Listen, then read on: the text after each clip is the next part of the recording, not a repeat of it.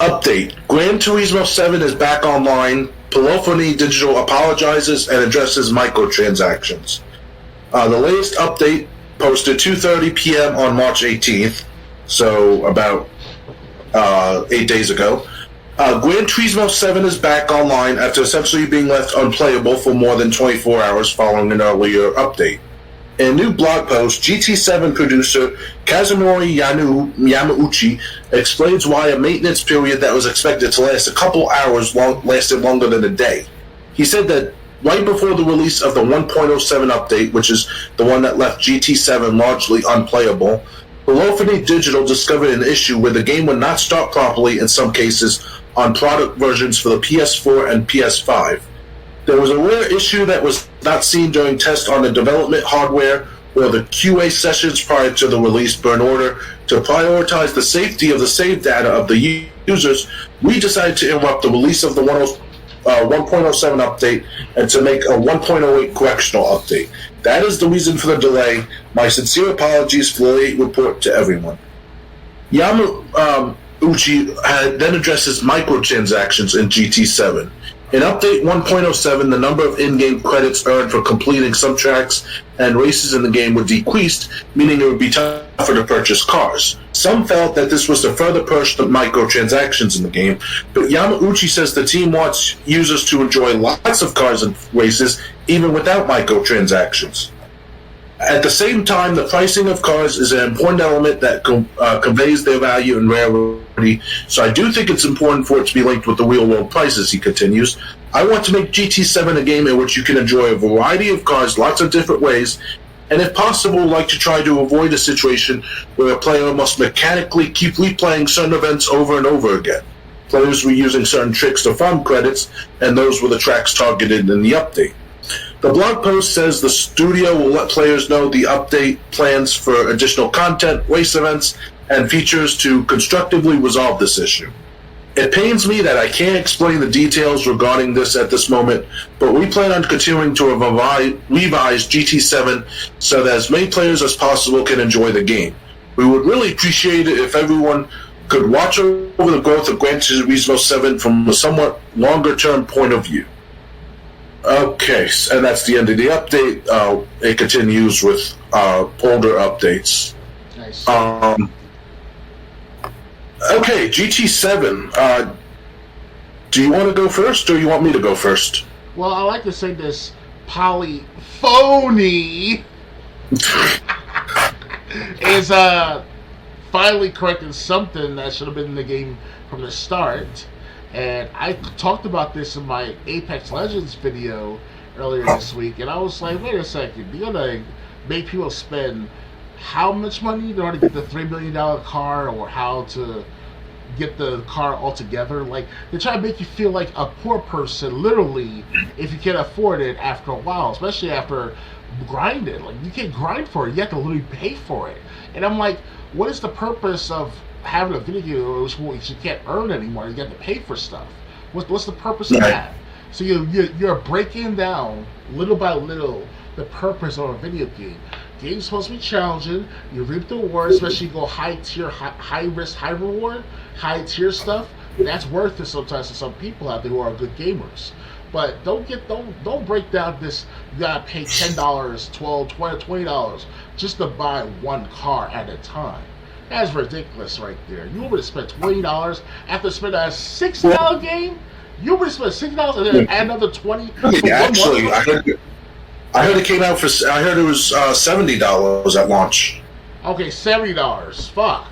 Excuse my language, but still, like, you can't make this stuff up because they're trying to make the younger gamers act more like these other machine type of consumers. Like, they just keep eating it up over and over, and they don't care if it's wasting their money or their potential or any of them sorts, trying to get better at the game. It's all about how much money you have to pay to get the stuff in the game. That's ridiculous. You might as well just tell the younger crowd, hey, you wanna play a game? Okay, pay $75 standard edition, plus if you want to pre-order, you gotta pay an extra $5 for it. You get the special skin for your car, and then plus another $100 or $1,000 per year how much you want to spend just to get those other 20 cars out there. Like, who you fooling? This is stupid. And Angry Joe said a rant about the NFTs because now he broadcasted a video showing people buying the color blue as NFT. He was pissed off. He's like, are you mine? I feel about mine too. And I take crazy pills, people. So who's the crazy one right now? First off, I don't know when you would pay $5 for a pre-order, like at GameStop, didn't that count towards the? Yeah, but I'm saying that it's like a big F. You say, oh, you're gonna make you pay more $5 more, literally. That's how I feel. Okay. That's how I feel about the matter too right now. Forget about the pre-order at GameStop. Now pre-order on Xbox.com or Xbox or whatever. Now it's like, oh, you gotta pay an extra $5 to pre-order it. You might as well do that. See what happens. People are gonna eat that up too, right? I give more ideas to Xbox to fuck over us consumers / gamers, especially us adult gamers. Like, of course, I see this as the beginning. 10, 15 years ago, I was like, dude, these DLCs are crazy. Like, it's worth it sometimes, but not all the time. Every time for every game, it's a hit and miss. GTA 4, great exception to the matter. It's lost in the dam. They validate Tony, etc., etc. Okay, select few people will buy the DLC as always. And then they physically released the DLC on a standalone disc also. Exactly. That was back in 2010, 2009, give or take. And now, 2022, now it's all about, you got $50 extra after spending $70, pay $50 to get you free 2 cars, not even, you know? Yeah, people were, I heard people talking about this saying it was ridiculous how they had to basically, had to play for hours, and they were getting less than they would normally in any other Gran Turismo game. So many people are upset with Gran Turismo 7. They feel basically gypped for playing this game.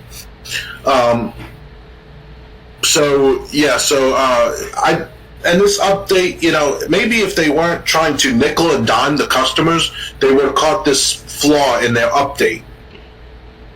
I mean, the thing is, people paid $70 for a game, and then they couldn't play it for a whole day. This is WWE 2K20 standards. Yes. It's spread like a disease.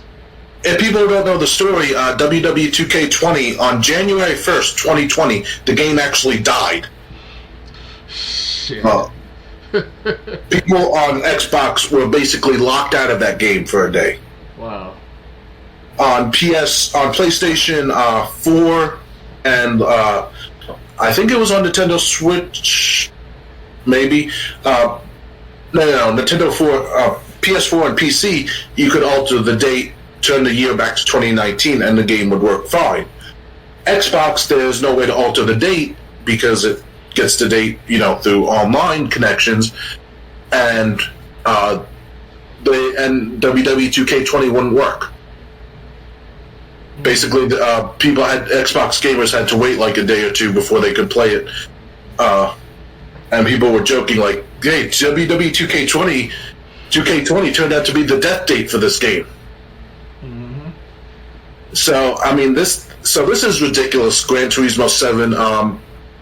You know, you're screwing over customers, and I really don't think people are buying into this update.